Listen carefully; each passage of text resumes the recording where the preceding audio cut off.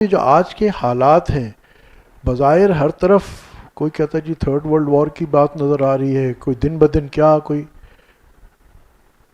یاد رکھیے واللہ غالب علی امرہ ولکن اکثر الناس لا یعلمون. اللہ اپنے ہر امر پر غالب ہے مگر کوئی اکثر لوگ نہیں سمجھتے. جس کو یہ پتہ ہے کہ اللہ ہر امر پر غالب ہے وہ ان حالات سے کوئی متاثر نہیں ہوگا. کیا ہوگا؟ کچھ نہیں ہوگا. وہی ہوگا جو اللہ چاہے گا، اور جو اللہ چاہتا ہے وہی اسی میں خیر ہے.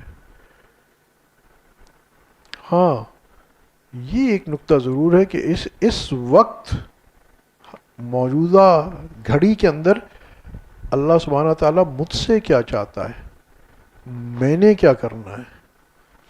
جیسے میں نے کہا پہلی بات تو یہ ہے کہ اپنے ایمان پہ محنت کرنی ہے. پھر اس سے آپ کو یہ ذہن میں آئے گا، اس کا مطلب ہے کہ ہم کسی پہاڑ کی غار میں چلے جائیں بس ایمان پہ محنت کرتے رہیں، ایمان کو مٹھیاں بڑھتے رہیں، موٹا تازہ ہو جائے گا. نہیں، ایمان پہ محنت یہیں بیٹھ کے کرنی ہے. اور ایمان پہ محنت کے لیے ضروری ہے کہ پریکٹیکل مسلمز بنیں، عملی مسلمان بنیں.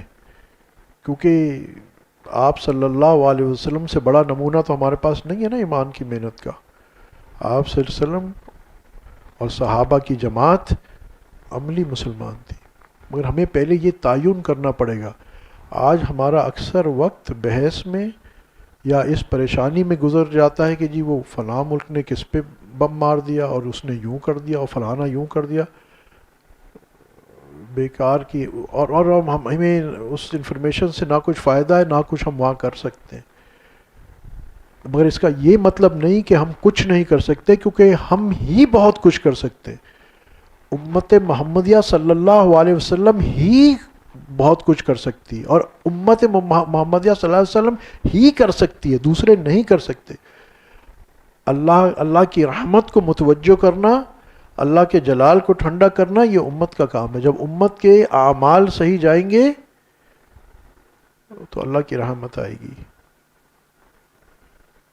بہترین مثال نبی کریم صلی اللہ علیہ وسلم کے زمانے کی ہے نا.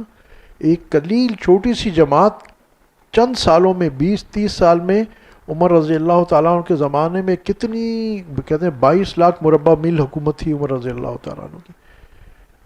ودن کتنے 20-30 سال نہیں نا، ہمیں بنے 70 سال ہو گئے، 70-75 سال ہو گئے نا. اور آپ صلی اللہ علیہ وسلم نے کب تشریف لائے؟ نبوت سے لے کے اور عمر رضی اللہ تعالیٰ عنہ کے دور تک دیکھیے اسلام کہاں اونچا پہنچ گیا. حالانکہ جب آپ صلی اللہ علیہ وسلم کا زمانہ تھا تو اس وقت اینٹی فورسز ہر طرف سے کتنی تھی. آج تو پھر بھی عرب مسلمان ہوں گے، اس زمانے میں کتنے مسلمان تھے انگلیوں پہ گن لے. تو طریقہ کار وہی سنت نبی صلی اللہ علیہ وسلم ہے. اور اس کے لیے جہاں ایک طرف میں عرض کر رہا ہوں نا کہ یہ چیزیں اپنانی ہیں، دوسری طرف جو غلط نظریات ہیں ان سے اپنے آپ کو بچانا ہے.